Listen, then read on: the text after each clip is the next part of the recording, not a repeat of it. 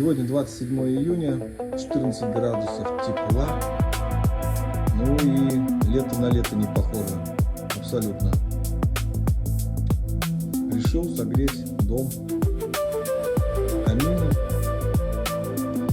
От дров особое тепло, приятное. Ну и само собой аромат